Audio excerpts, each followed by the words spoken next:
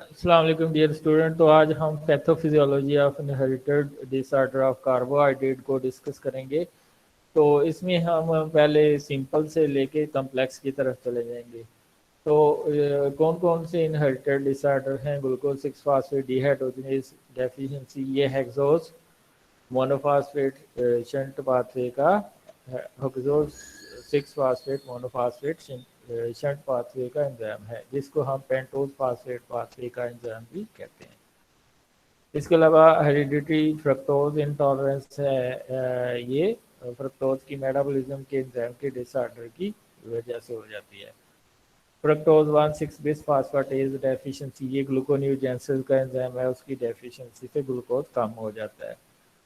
Pyruvate carboxylase deficiency है, ये ग्लूकोन्यूजेंसिस का एंजाइम है।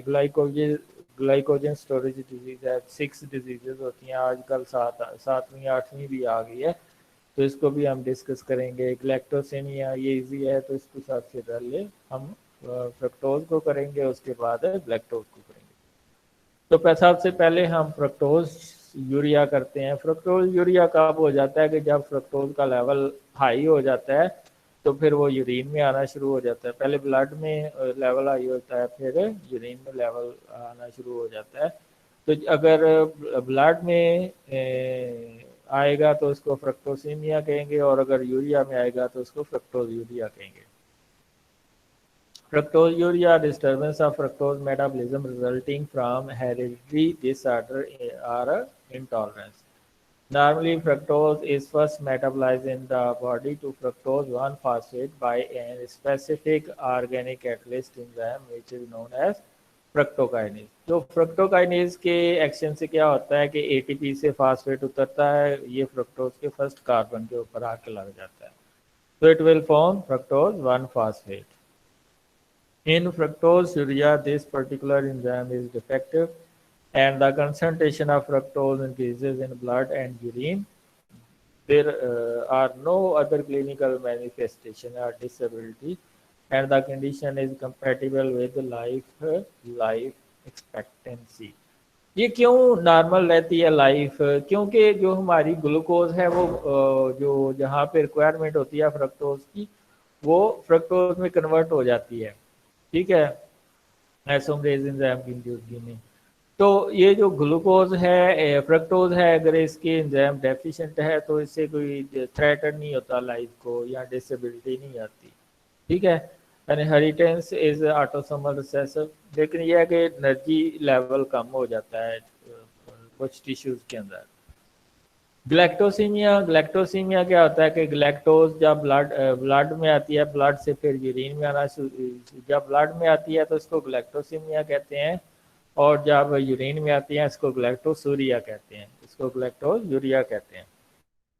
Galactosemia is a rare genetic metabolic disorder that affects an individual's ability to metabolize the sugar galactose properly। जो आपकी galactose sugar होती है, जो कि लैक्टोज की मेटाबॉलिज्म से हम ऑब्टेन करते हैं, lactose is a milk sugar. तो लैक्टोज के ऊपर जब लैक्टेज एंजाइम एक्ट करता है आपके ब्रश वाटर स्मॉल इंटेस्टाइन के सेल्स के अंदर, तो एक ग्लूकोज बनता है, दूसरा ग्लैक्टोज बनता है, ठीक है। आगे जब ग्लैक्टोज की मेटाबॉलिक डिसऑर्डर होगा ग्लैक्टोज की मेटाबॉलिज्म का, तो फिर ये ब्लड में आएगी जिसको ग्लैक्टोसीमिया कहेंगे, फिर ये यूरिन में आएगी जिसको ग्लैक्टोयूरिया कहेंगे। Although the sugar lactose can be metabolized to galactosemia is not related to and should not be confused with lactose intolerance। Lactose intolerance होती है लैक्टेज एंजाइम की डेफिशिएंसी से, लेकिन जो ग्लैक्टोसीमिया होती है ये ग्लैक्टोज की मेटाबॉलिज्म की जो एंजाइम है उनकी डेफिशिएंसी की वजह से होती है। ग्लैक्टोसीमिया फॉलोज एंड ऑटोसोमल रिसेसिव, यानी कि इसका जो जीन है वो ऑटोसोमल क्रोमोसोम के ऊपर होता है। Mode of inheritance that confer a deficiency in an enzyme responsible for adequate galactose degradation। तो इसकी 3 टाइप होती हैं ग्लैक्टोसीमिया की, टाइप 1, टाइप 2, टाइप 3। टाइप 1 में क्या होता है, ग्लैक्टोज 1-phosphate यूरेडल ट्रांसफरेज की डेफिशिएंसी होती है, ठीक है, जिसकी वजह से ग्लैक्टोज का लेवल बढ़ता है।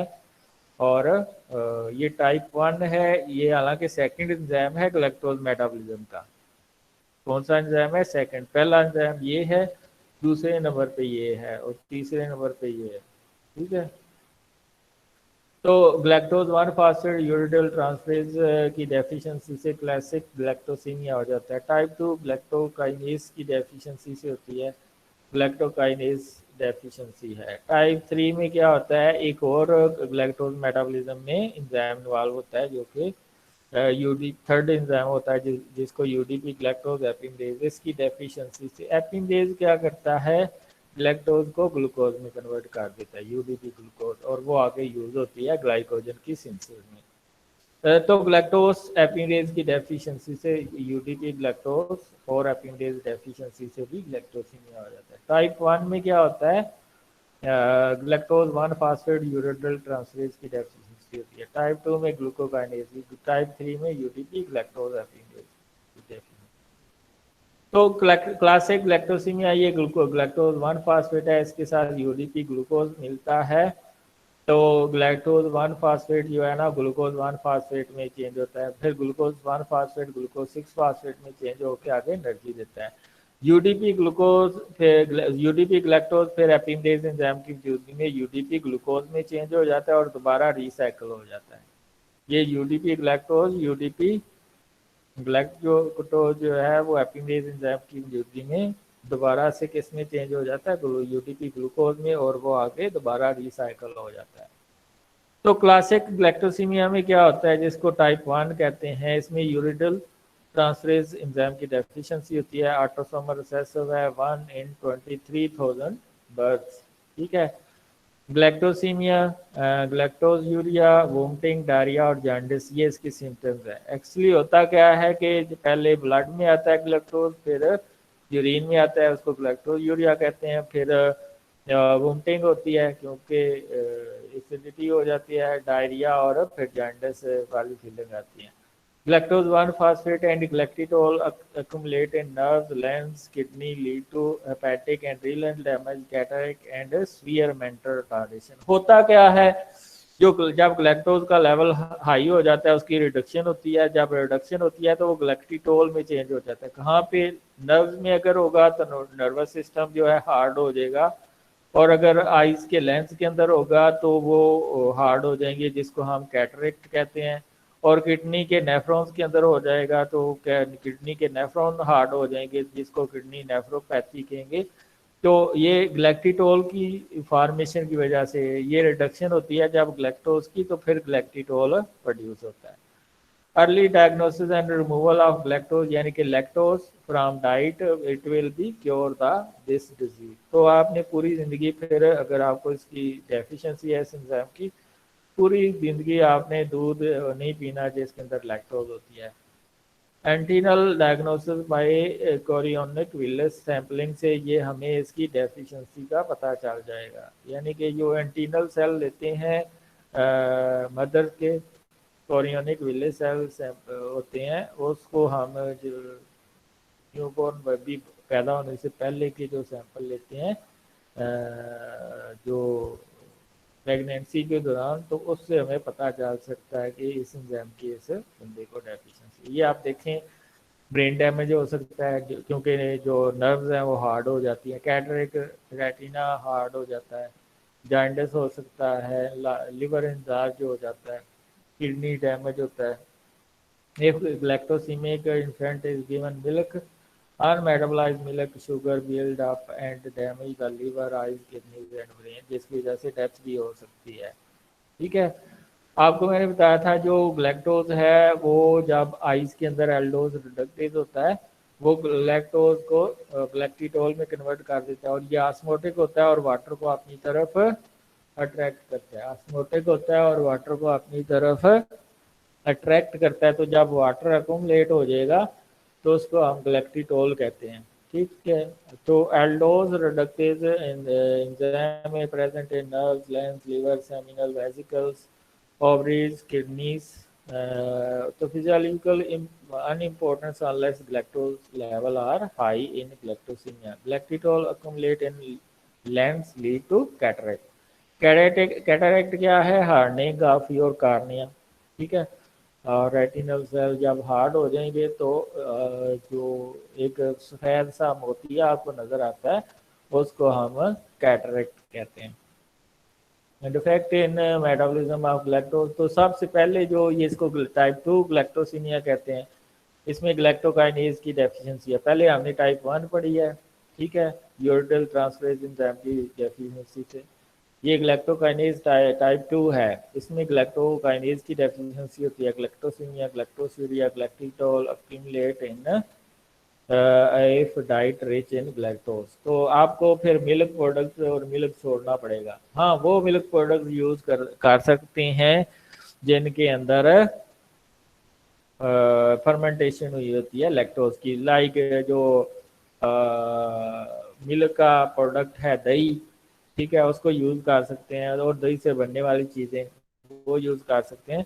क्यों? क्योंकि उसमें लैक्टोज शुगर की ऑलरेडी फर्मेंटेशन हुई होती है। So this cause the galactosemia and galactosuria. It cause the galactitol accumulation if galactose is present in the diet. ठीक है। डायग्नोसिस क्या है? Clinical manifestation including congenital cataract and presence of galactosemia या galactose in urine as well as elevated blood galactosemia will help in the diagnosis. इसके अलावा हम chorionic sample लेके उसका एनालिसिस कर सकते हैं कि ये क्या ऑटोसोमल क्रोमोसोम के अंदर इसका जीन है या नहीं है। ट्रीटमेंट क्या है? If lactose is withdrawn from the diet most of the symptoms we see. ठीक है, तो ये है आपके पास किसकी डेफिशिएंसी से? ग्लैक्टोज की डेफिशिएंसी से। आज हमने दो डिजीजेस डिस्कस किए हैं, एक फ्रक्टो काइनेज की डेफिशिएंसी से फ्रक्टोयूरी होता है जिसके सीवियर फैक्टर नहीं आते। दूसरा हमने ग्लैक्टोज की मेटाबॉलिज्म के डिसऑर्डर पड़े हैं, उसमें टाइप 1 में यूरिडल ट्रांसफरेज की डेफिशिएंसी से हो जाता है, uridyl transferase deficiency, galactose 1 phosphate uridyl transferase, जो कि ग्लैक्टोज 1 फेस्फेट को ग्लूकोज 1 फास्फेट में कन्वर्ट करता है, और इसमें यूडीपी ग्लैक्टोज भी प्रोड्यूस होता है जिसके ऊपर एपिडेज एंजाइम एक्ट करता है और दोबारा यूडीपी ग्लूकोज बनता है और ये रिसाइकल होता है। ठीक है, और इसकी हमने पढ़ा है डेफिशिएंसी से severe jaundice, cataract, brain damage हो जाता है। ठीक है, एल्डोज रिडक्टेज आपके ब्रेन, लेंस और आइज के टिश्यूज में होता है जो कि रिडक्शन काज करता है, और ग्लैक्टिटोल प्रोड्यूस होता है, और ये ग्लैक्टिटोल क्या करता है? ये ऑस्मोटिक होता है, वाटर को अपनी तरफ अट्रैक्ट करता है और वाटर डिपॉजिट हो जाता है। ग्लैक्टोकाइनेज जिसको आप टाइप 2 कहते हैं, उसकी डेफिशिएंसी से भी हो जाता है। और टाइप 3 में क्या होता है? एपिमरेज की डेफिशिएंसी हो जाती है जो कि यूडीपी ग्लैक्टोज को यूडीपी ग्लूकोज में कन्वर्ट करता है और रिसाइकल होती है यूडीपी ग्लूकोज। ठीक है, तो ये आज के हमारे दो डिजीजेज हैं। अभी तीसरी डिजीज हम करते हैं, पहले आपके क्वेश्चन ले लें। यहाँ तक किसी का कोई क्वेश्चन है तो बताएं।